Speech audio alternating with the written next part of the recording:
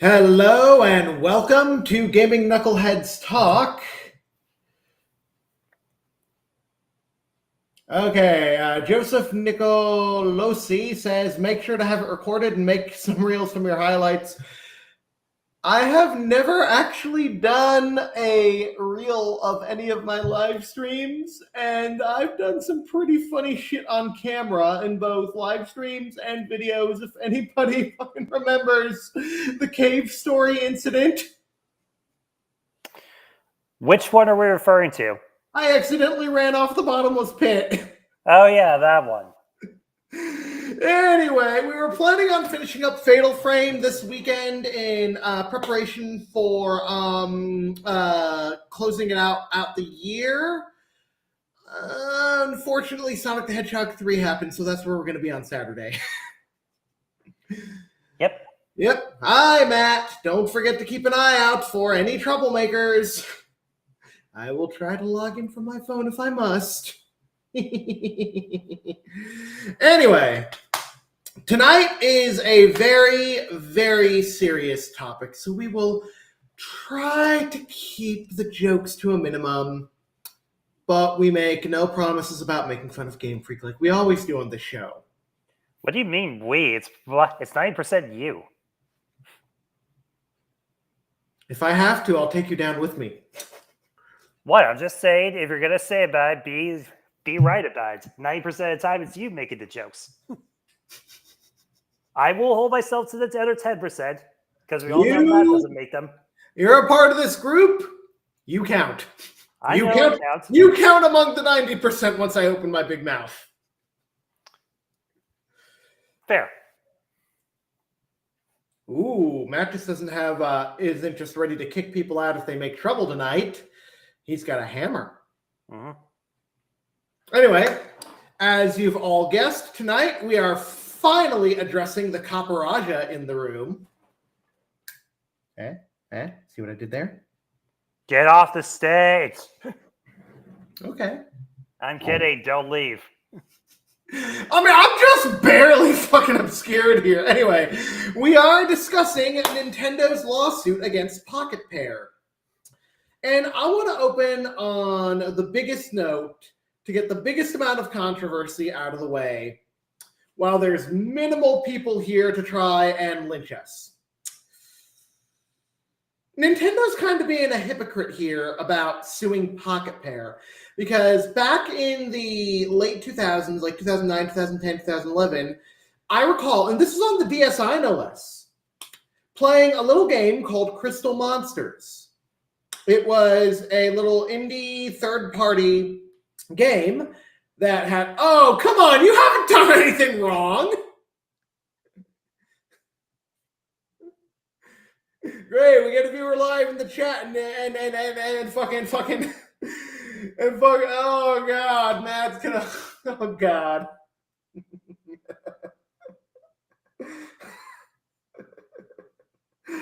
Anyway, and here's the premise of Crystal Monsters. And Brent, I want you to tell me what this sounds like after I describe it. By all means, go ahead. You get to pick a monster with elemental powers, and you get to travel around the world using these crystal spherical orbs to capture more crystal monsters in and battle them in a rock, paper, scissors style system.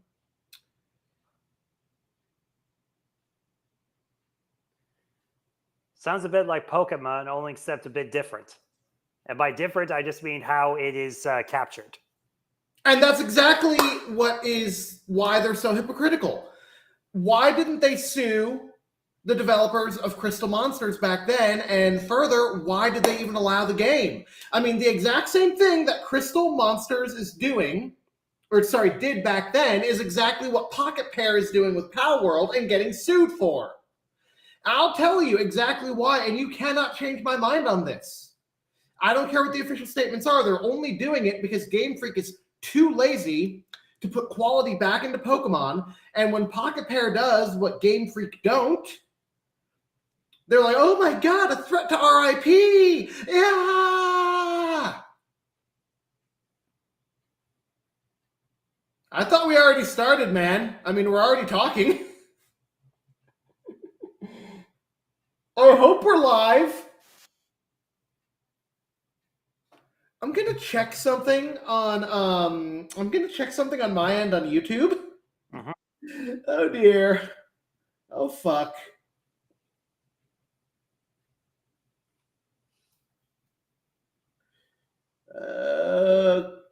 Okay, good. It says we're live. I was scared for a second. Good. Somebody help me, please. Anyway, it's like Nintendo's basically being a hypocrite about this. They literally have allowed games similar to Pocketpair who are on their older systems as third-party independent titles. Crystal Monsters is just one example. So it stands to reason the only reason they're suing is because they think this is the show. Us sitting and talking about shit and interacting with the audience.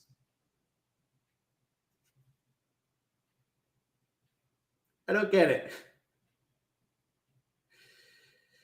Anyway, it's pretty much like, what the hell?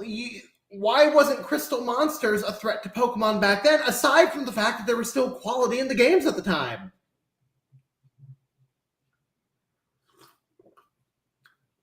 All right, I'll see you when you get back.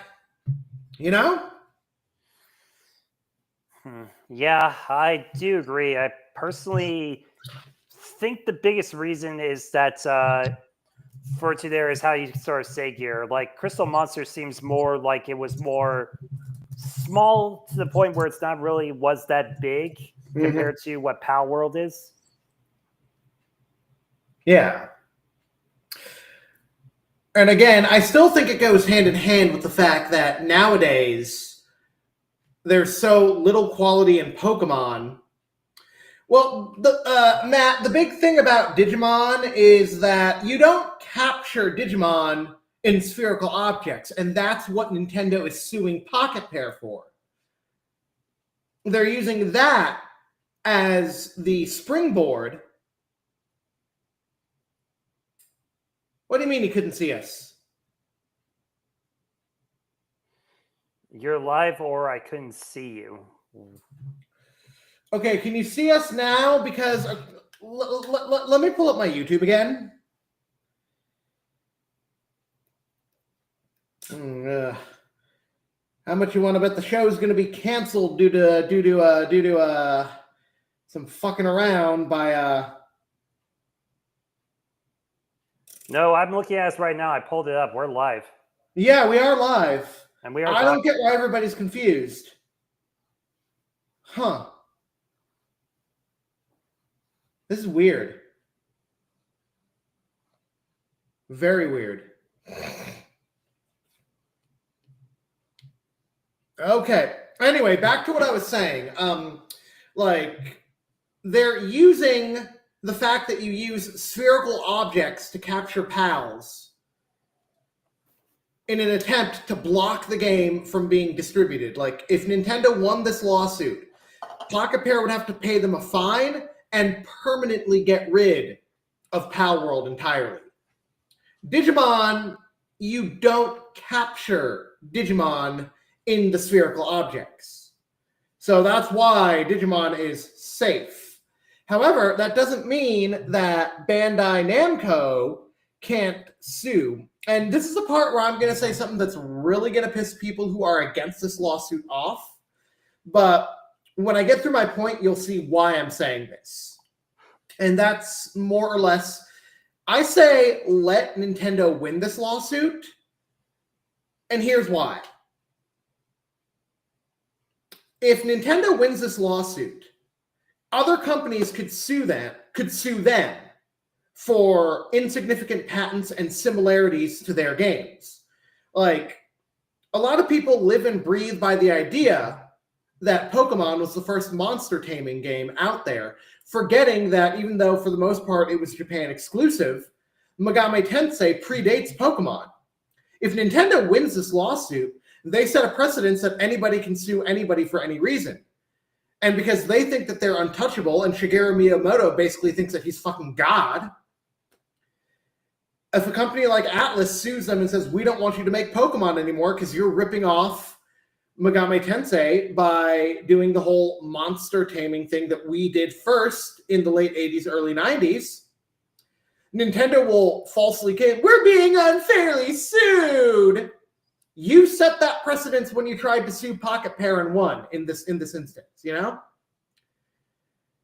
If Nintendo wins this lawsuit, any judge over in Japan, because these are both Japanese-based companies, by the way, any judge over in Japan worth their robes will basically write their dissent or their dissertation, whatever the word I'm looking for is, on the grounds that if Nintendo can do this, anybody else can do this, including doing it to Nintendo.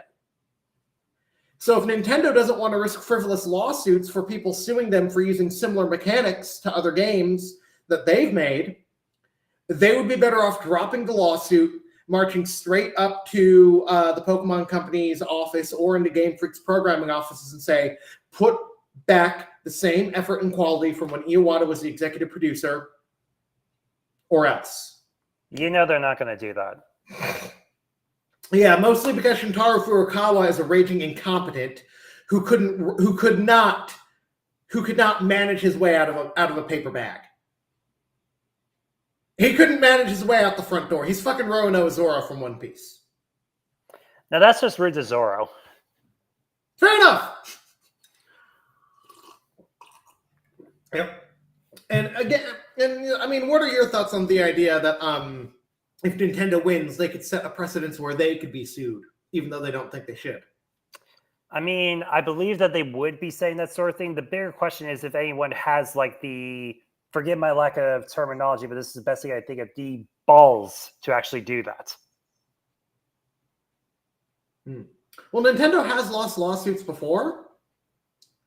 Mm-hmm. So I could see somebody might have the balls depending on the situation. Yeah. Mm-hmm.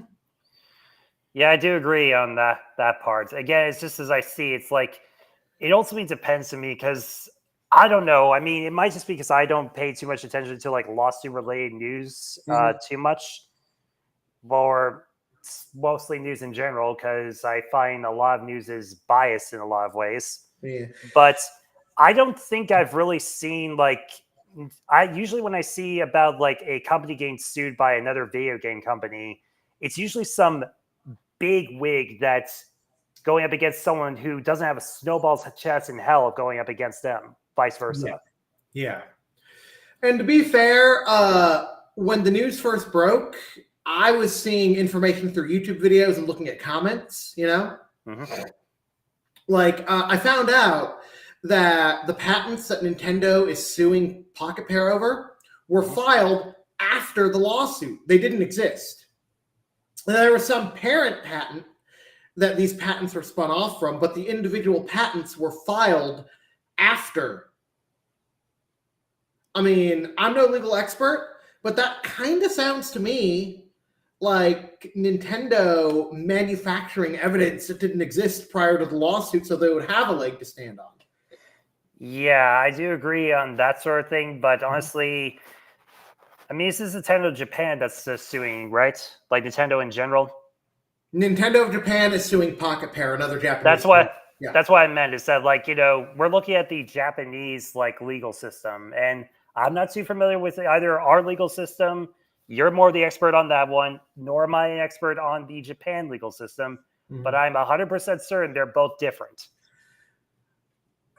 Possibly. I also do know that sometimes different court systems have like different have different legal systems, but like similarities in how they run. Like they're like a lot of times, like around the world, the law seems to speak the same language. Mm-hmm. I'm pretty sure forging evidence in general is frowned upon in any country. I'm not saying that Nintendo's forging evidence. I'm just saying, to make an example, how there might be some similarities to the Japanese legal system as to the American legal system. Yeah. Because like here in the United States, if I wanted to accuse somebody of beating me up when they didn't, all I would have to do was manufacture some bruises on my body. And if my lawyer presented that in court, they would lose their badge. I'm pretty sure a Japanese lawyer can get disbarred under the same pretense. So, well, the reason I'm saying this is more of the lines of like not forging evidence, but more saying like this sort of thing could have a different terminology and it could be handled differently over in Japan. Honestly, again, as I'm saying, I'm not an expert. I don't know. I'm just saying that's literally the only way that I could think of that wouldn't be straight up blame, Yeah, but I getting it thrown out right away.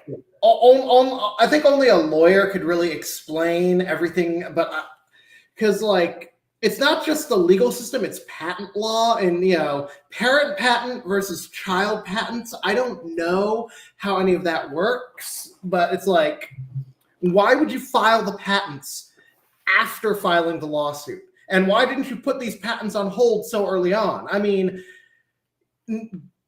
Pokemon was on a downward spiral as soon as Iwata stepped down as executive producer at the end of Gen 5.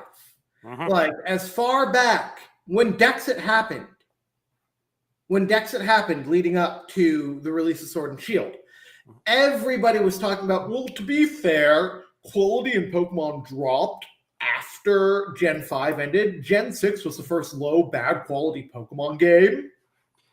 Gen 6 was on a brand new console. Yeah, but the point is that people were praising Gen 6 and 7 until Dexit happened. Then they were saying, oh, the last good Pokemon games were black and white.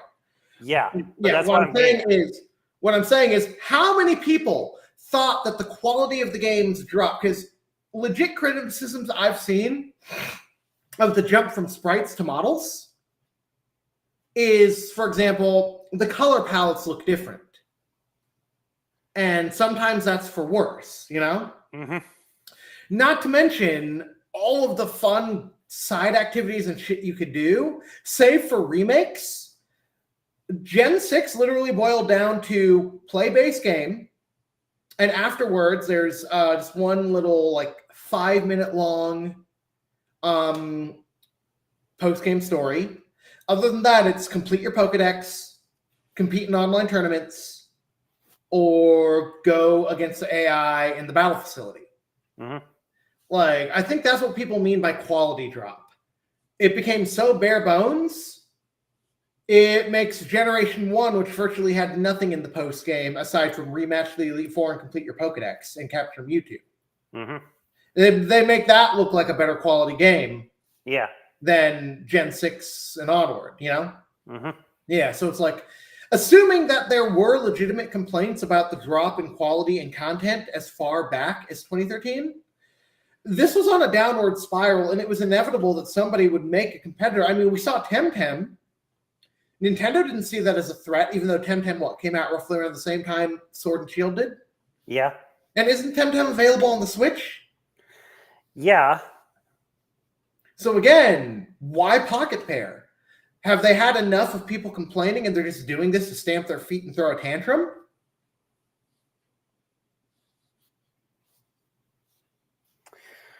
Honestly, I'm not 100% certain. Yeah, because, I mean, that, again, with Crystal Monsters, they violated the patent by allowing you to capture monsters and spherical objects, Yeah. And assuming the parrot patent existed as far back as the DSi, Yeah. And then with Temtem, I don't remember if you could capture Temtem the same way you can capture Pokemon or Pals or Crystal Monsters. Yeah. I could be wrong, but it's like, assuming that Temtem you could capture monsters in spherical objects, they violated the fucking patent. I mean, it's like, I may or may not have spoken about this on the stream before, but there's a YouTuber named Giriam Red who he once did this video where he was reading comments from Game Freak on a reviewing website. Over in Japan, they have a special website where if you can prove that A, you're gainfully employed, B, you're a Japanese citizen, and 3, you have worked at the company you're reviewing, you can leave a review. And he did a part 2 where he read both Game Freak and Ilka comments. And while I didn't go through the whole video, I did want to see what people were saying in the comment section. And the takeaway from the comment section was that the reason that Brilliant Diamond Shining Pearl was so bad was not Ilka's fault. It was Masuda's fault because he supervised. And allegedly, according to Ilka, I'd have to watch the video and see. This is based off the takeaway of people commenting on the video. Apparently, things like single-use TMs, the art style, and just about every decision that people criticized was Masuda's idea. And because he, at the time, before, would it be stepping down or stepping up if he joined the Pokemon Company itself and left the gaming development sphere? I think, I don't know. I think the term usually is just step down whenever you were like step away from a like position, whether it's you're being. I mean, would it be an upgrade or a downgrade for him personally? Yeah, like I think it doesn't matter. I'm probably wrong, but I think it's step down regardless of if it's like, say, moving up in the world or moving down in the world. Okay, forget semantics. Do you think it's an upgrade or a downgrade to his career? Bit of column A, bit of column B. Fair enough. Anyway, the point is, when he was still working at Game Freak in the development cycle, when he was actually the head developer of the Pokemon games, like, where's I going with? Oh yeah, he allegedly is the one who said, I'm the lead developer. I work for the company that owns Pokemon. You're going to do what I say because we just hired you to make this game. And if that's the case, the reason that Brilliant Diamond and Shining Pearl was so bad was because Masuda couldn't take the criticism.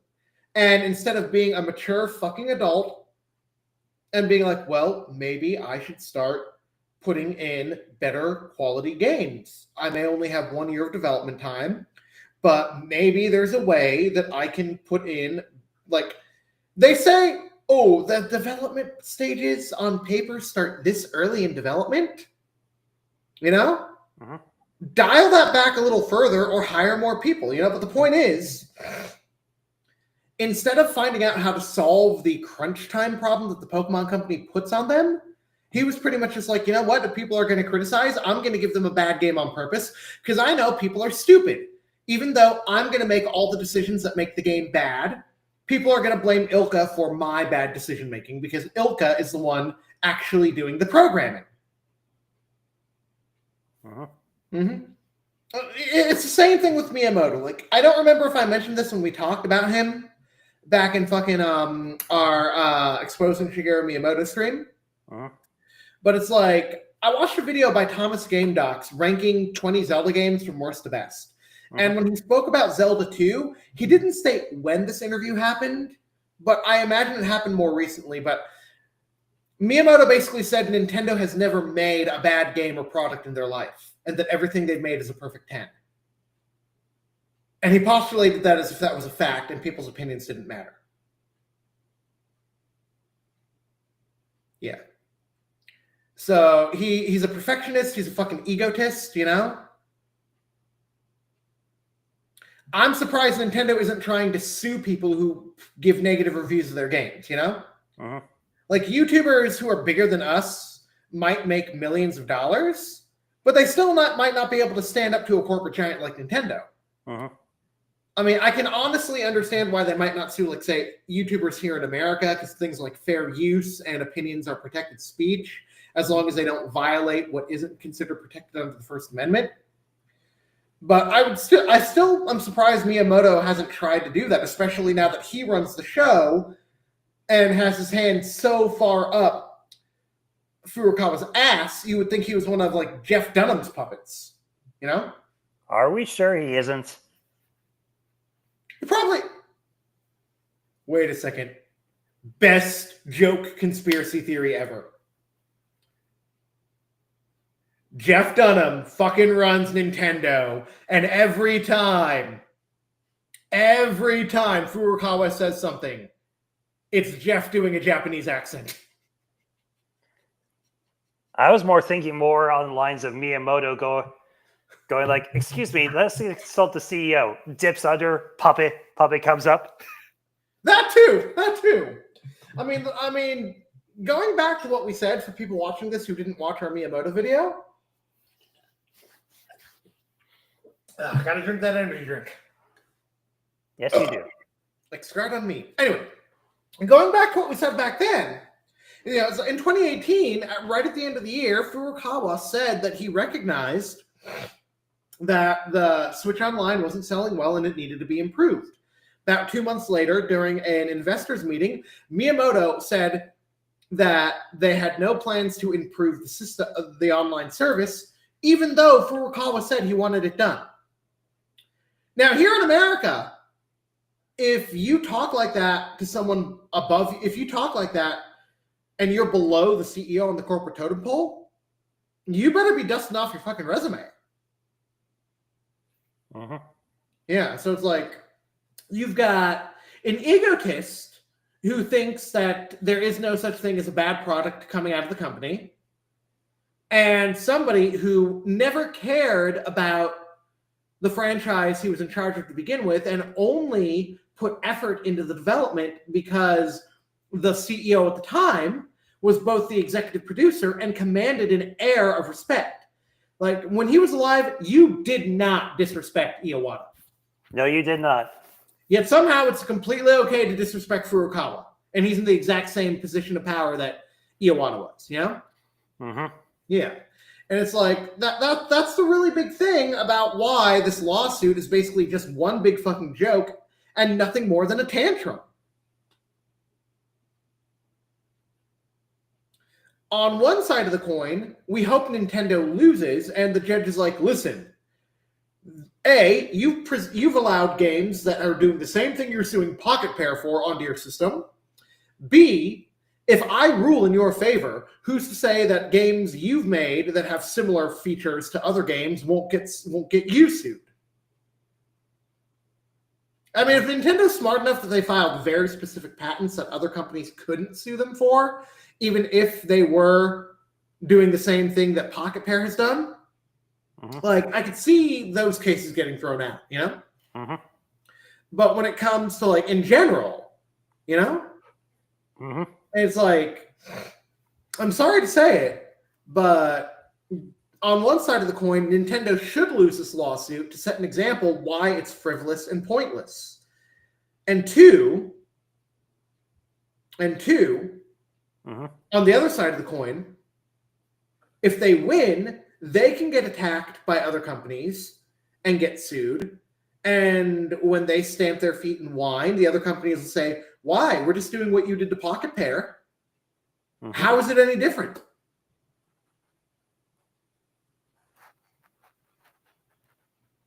It's not. I know.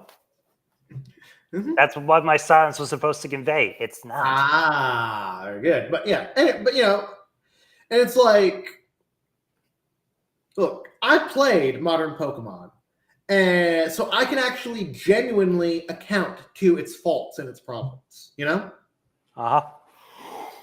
So I can understand why people want to flock to Power World. They're getting basically a Pokemon-esque game with better quality. Yep. So I don't blame people who want to ditch Pokemon altogether in favor of a competing game. I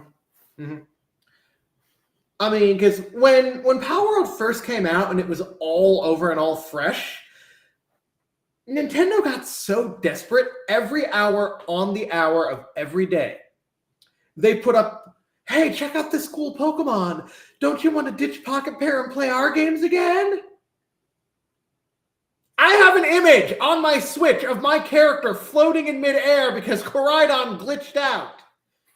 If I put that image online, Nintendo could try to shut me down saying that I hacked my Switch. I'd be like, no, that is a legitimate visual glitch in the game that Game Freak was too fucking lazy to iron out.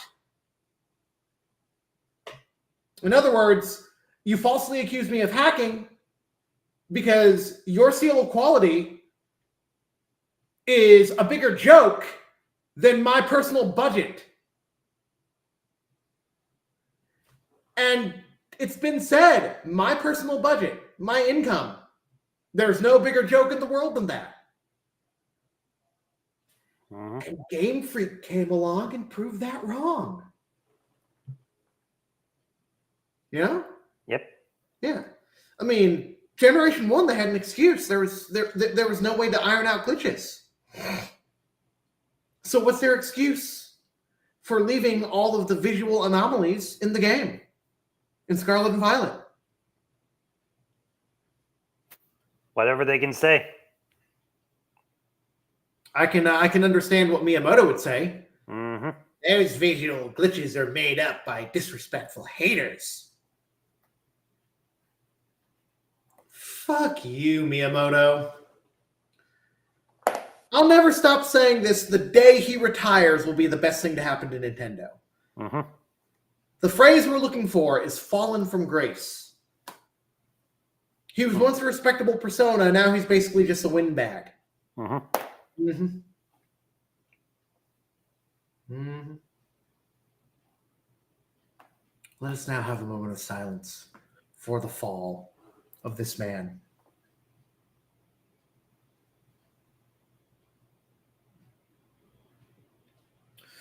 I mean, but I'll give you some free reign to just yak away on your thoughts now that I've laid everything out for you.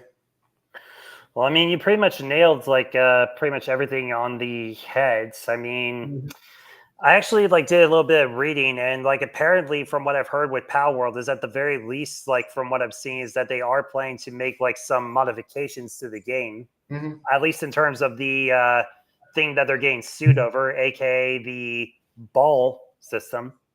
I will tell you this: that's not going to stop Nintendo from trying to shut them down. They'll just look for another. I know. Yeah. I'm just saying, it's that's the biggest news I've seen so far about it, and to me, it feels like, this is definitely one thing. If they can simply just patch that out, and then Nintendo would be okay with that. Yeah. It's there's no point in doing that if they can just get rid of the thing that you are upset about. But as I've said, and as far as I'm concerned, this is not opinion, this is fact. As far as I'm concerned, the whole reason for this lawsuit is because they think that it's a threat to Pokemon. Oh, I definitely agree with you on that part. I feel that's the big reason about it. It's yeah. So even if they comply to avoid the infringing on the patents, Nintendo will just come up with more patents and try to sue them again. Because they want Pal World to disappear so that they don't have to put in the work and effort to make a better quality Pokemon game. Also, in another way, even if they did put in the effort, they wouldn't have to worry about a competition. That's clearly been... I mean, I don't play Pal World, but clearly there are a lot of people who do. Yeah. And when people started genuinely boycotting as early as Sword and Shield and continued the boycott, how many of those boycotters... If you're watching this after it's archived, you stopped playing Pokemon in Gen 8... Let us know in the comments below whether or not you made the switch to Pal World when it came out. If you don't have Steam or Epic Games or whatever other platforms Pal World is on for the PC, that's perfectly fine, But, because, it's it's legit competition because people think it's better quality.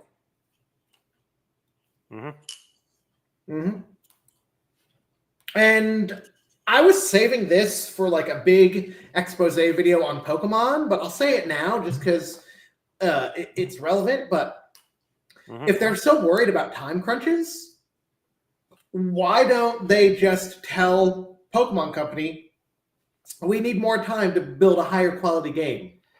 Sadly. And I know what you're going to say, merchandising, toys, anime. 1, new toys of the current generation.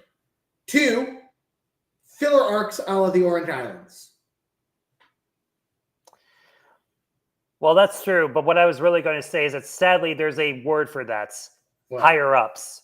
They want something out of at a certain amount of time. That's what happens to games. They either do not get the time they need to work, or what they want to create, they sadly are going to have to create during throughout the rest of the once the game is launched. I've seen several types of games where it's a lot of stuff is promised.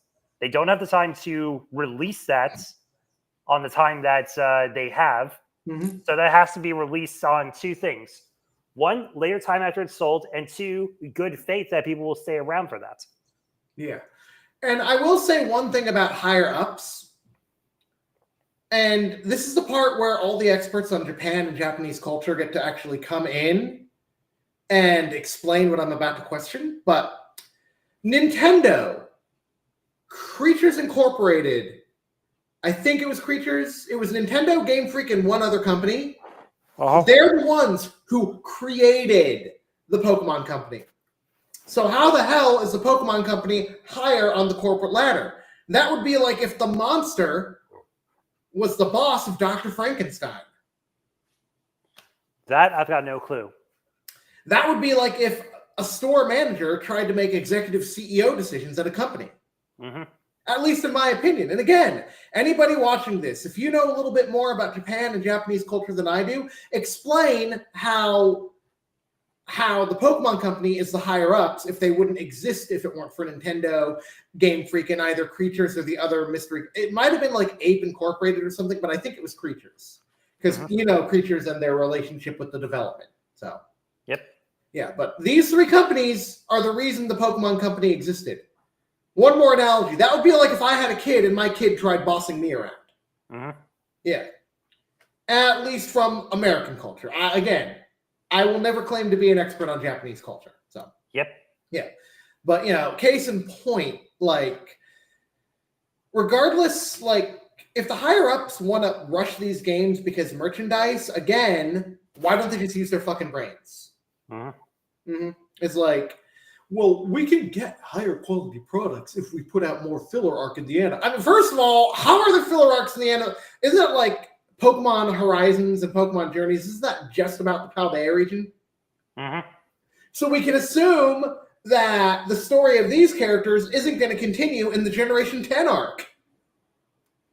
At least unless they intend that to happen. But I believe that the idea is that it's going to be new protagonists each generation. But considering that they only dropped Ash after the end of Generation 8, I don't know yet.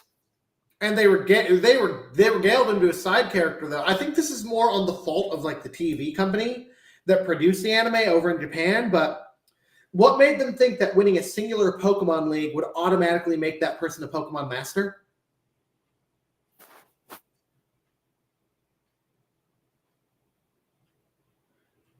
I would see them as champion of the region.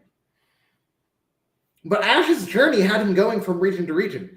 He could have won every Pokemon League up to Alola. And then he could have continued his journey into Galar and Paldea. I mean, yes, I know that Scarlet and Violet work a little differently than the games that preceded it, where you play as a student going out into the world, Yeah. But they enrolled Ash in a school in Alola, and he still embarked on his Pokemon journey. Yeah, I mean, I believe I didn't watch the anime, but from like bits and pieces that I got, that Gen 8 sort of had more of a less of the like region like league and more having it be like trainers and champions and previous like winners of tournaments from all over the world were fighting in one big tournament. Yeah. And again, but it does also boil down to regaling him to a side character, saying that because he won the Alola League, he wasn't allowed to compete in other leagues. That would be like saying if I won the Sinnoh League in Diamond and Pearl, I wouldn't be allowed to play Black and White. Mm-hmm. It's idiotic, and as far as I'm concerned, it's non-canonical, and somebody at the distribution company was doing some pretty crazy drugs to make that the headcanon of the show. But the point is that they could make filler arcs to allow more development time on upcoming games. They could.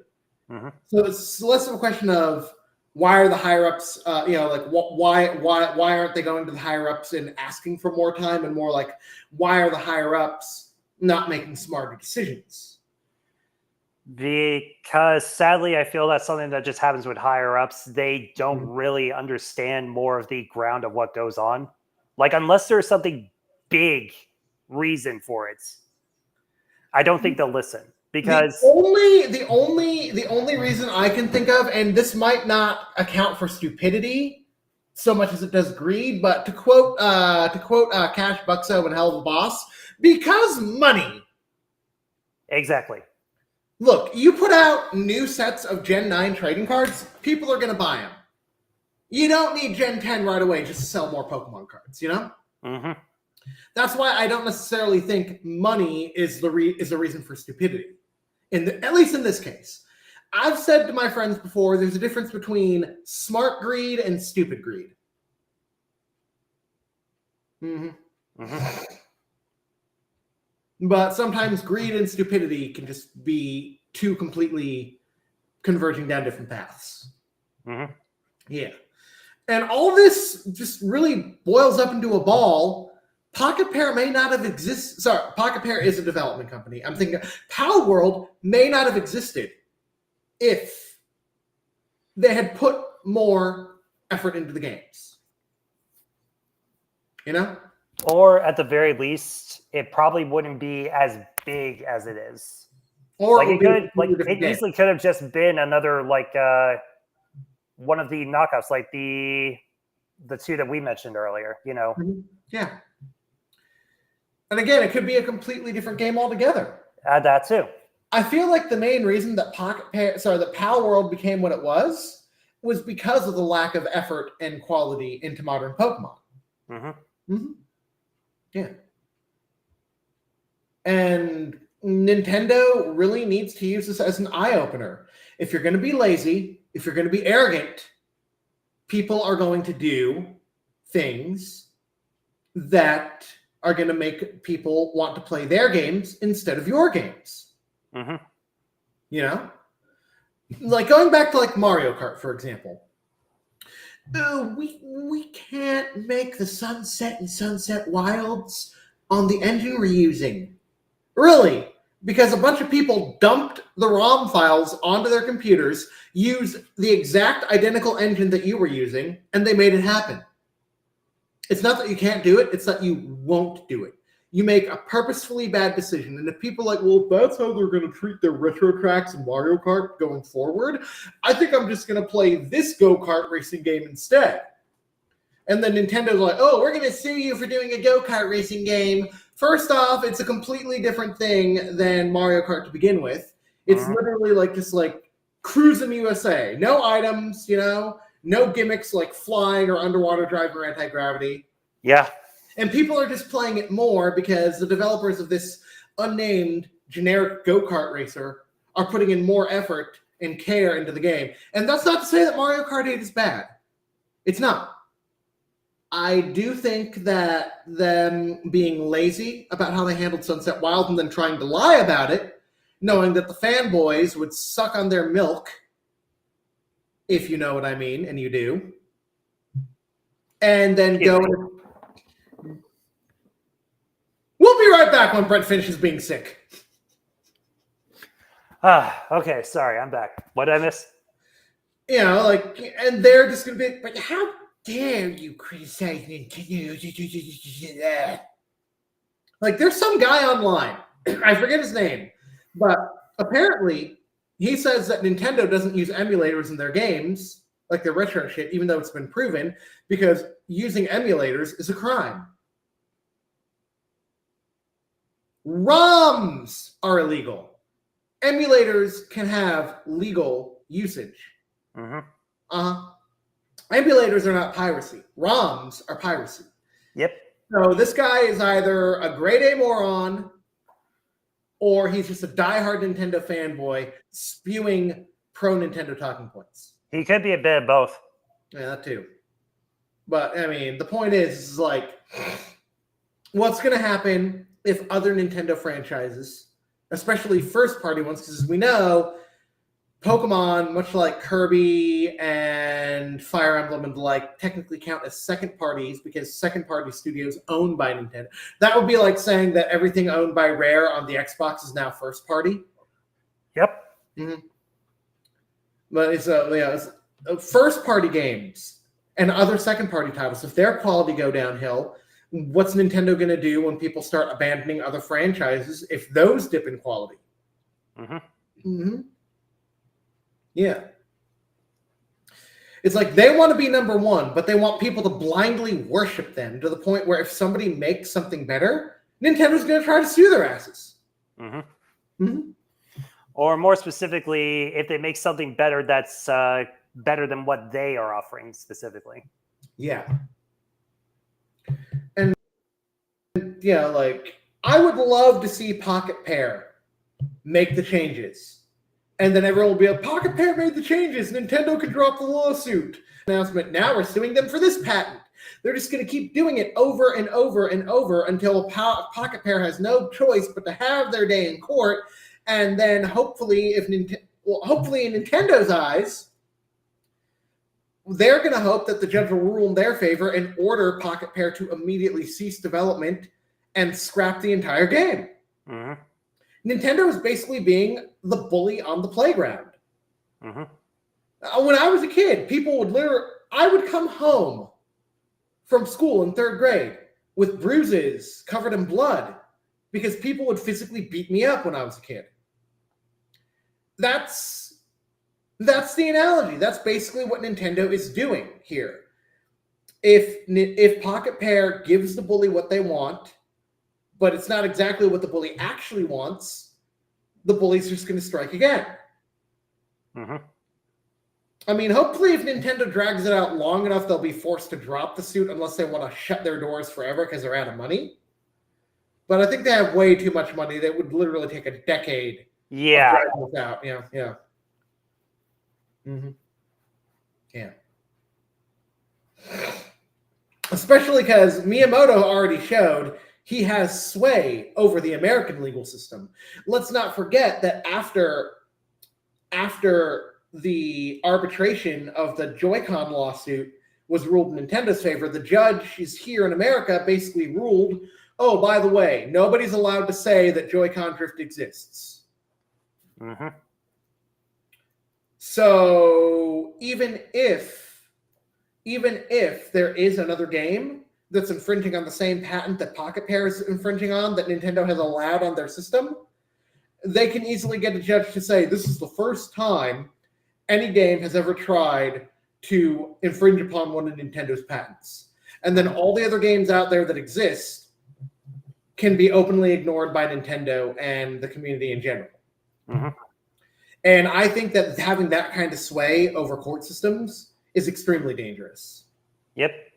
Especially if Nintendo wins a lawsuit and they convince the judge that only they're allowed to do this and nobody else is, even if Nintendo does something that allows them to be sued. I'm sorry, when did you become the Japanese government? Miyamoto, when did you become the Prime Minister of Japan and none of us noticed?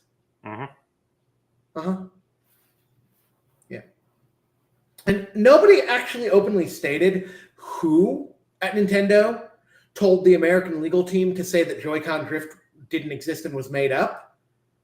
Come on. Even though nobody ever found out who it was, we fucking know who it was. Who's Nintendo's biggest troublemaker?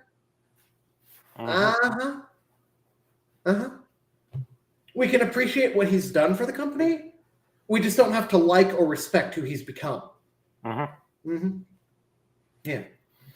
And I really wish that their replacement, the replacement CEO had been more like Iwata. Someone you don't say no to, someone you don't talk back to, and someone who values quality first. Games had the same rush cycle back then, but more quality effort was put in. How can you not make the comparison to Iwata no longer being the CEO? Because the obvious reasons. In comparison, like, what changed? Even when he was alive, why did the quality suddenly change? And after he died, why did the company start to go downhill when it was on this grand rise back to the days of the Game Boy era? It's because the higher ups who matter more than Miyamoto anyway, they no longer have that era where, oh, we have to respect this guy. Furukawa basically has a giant sign on his back that says, "Step on me, I'm a doormat." Because if he had any sense, he would look at Nintendo's past. He would look at games like Crystal Monsters, and he would be like, "Oh, hey, why are we suing Pocketpair for the same thing that this game on the DSi did?" And he would have the authority as a CEO to tell the legal team, "No, just don't do it." You know? And let's talk about something that's more of a blatant ripoff. I don't care that it's a ripoff, by the way. But the designs of the pals, you can very clearly tell they are heavily modeled after actual Pokemon. But that's not a patent up for debate here for some reason. Yeah. It'll probably be once Pocketpair makes all the changes that Nintendo wants, you know? Just so that they can keep trying to shut them down. But, like, why is it something as insignificant as a spherical capturing system is the issue when that Anubis pal very blatantly looks like an Egyptian version of Lucario? Yeah. And again, I don't care that they took inspiration to the point where they look like ripoffs of Pokemon. You know, that doesn't bother me. Yeah. Yeah. Yeah. Yeah. Yeah. I mean, if I made my living off this channel, I'd have to buy and play games I didn't like. I wouldn't do it just to see how bad it really is firsthand, you know? I'd have to fucking do it to make that paycheck. I mean, it would be the dream since most of my free time is spent playing games all day anyway, but still. You know, it's like Nintendo they need to drop this, you know? They need to realize the only way to get people back into Pokemon is to bring back what everybody loved about Pokemon. And yes, you can argue, well, the story is getting stagnant anyway. But remember what happened when they tried something different in Gen 7. Take the stagnant story, accept it, and focus on other issues with the games. Because if Nintendo keeps the same stagnant story but brings back that... As far back as Gen 5, nobody cared that we were playing the same games over and over again in a new region. Now they do, because of all the other drops in quality. Suing Pocketpair is not going to fix the problem. People are still going to refuse to play the games if they don't feel that it hits the standard of quality of the Sprite generation. They're just not. And when nobody plays Gen 10, but we shut down Pocketpair, why aren't you playing our games again? Because you didn't do the right thing that will get people playing your games again. I'm going to talk about a YouTuber now. There's a guy I've watched on YouTube named Demeech. He has talked about his personal opinions on Nintendo games, especially on the Switch. And he said that he feels like Mario Wonder was a breath of fresh air. He did call out some of his personal criticisms, but he was like, this is better than New Super Mario Brothers. That is effort. That is quality. You're taking the formula and you're keeping it, but you're adding new, fresh ideas to it. You're trying to keep a level of quality, and you're also innovating in the right ways, too. Because I know we've discussed this before, but there's a difference between innovating and innovating for the sake of innovating, you know? Innovation needs to be smart, not just doing things new because, you know? Pokemon can keep the same tried but true formula, and they can find ways to innovate and add in new quality that would bring people back to the franchise. The Dexiters, the hardcores, are still going to refuse to play until we get compatibility with every Pokemon in existence back. But that's not the whole reason why people dropped Pokemon. It's not just Dexit. You know? And once Nintendo learns that lesson, they'll realize why this lawsuit is stupid, why it's frivolous, and why, as I said at the very beginning, it's completely hypocritical, considering games that have been on past systems. I don't even know if I saved Power World to my DSi. It might have been left on the eShop and no longer accessible when it shut down. So it's not like I can pull it out and just how close to Pokemon is this compared to Power World? I don't know. I'd have to pull out my DSi, check which DSi where it's on the SD card, you know? Including shit I didn't migrate over to my 3DS. Anyway, any more thoughts, or shall I handle the wrap-up? Just handle the wrap-up. I think we said everything. And this is probably going to be the last video of the year, unless we try to get some streaming in this weekend before we all go our separate ways for the holidays. And again, as I said, unless Brent wants to do some filming in the morning instead of taking some me time to himself before we all go in a big group to see Sonic 3, ain't no way we're going to be continuing Fatal Frame before the new year. But now that we have gotten the issues with the Switch fixed and the OBS audio issues that were being caused, we can start experimenting with the GameCube, the Super Nintendo, the Genesis, the Wii. We can start ironing out the bugs in the Tetris video. If anybody wants to go watch our Tetris Forever stream, please let us know how we can fix the audio on Discord so that it's not echoey in a bad way. Yeah. That was you, Matt. I know you're watching. But, you know, hopefully here is to a 2025 where we're getting back to regular content, you know? And to everybody watching, enjoy your holidays. I don't care if it's Christmas, Kwanzaa, Hanukkah, if you're a pagan and you celebrate Yule, or if there are other winter holidays that I'm not aware of that are celebrated in other parts of the world. Wherever you are, enjoy your holidays. Have a great time with your family and friends. Have a happy new year. And assuming we don't get any other content up between now and then, we will see you next year. Yep. Bye. Bye.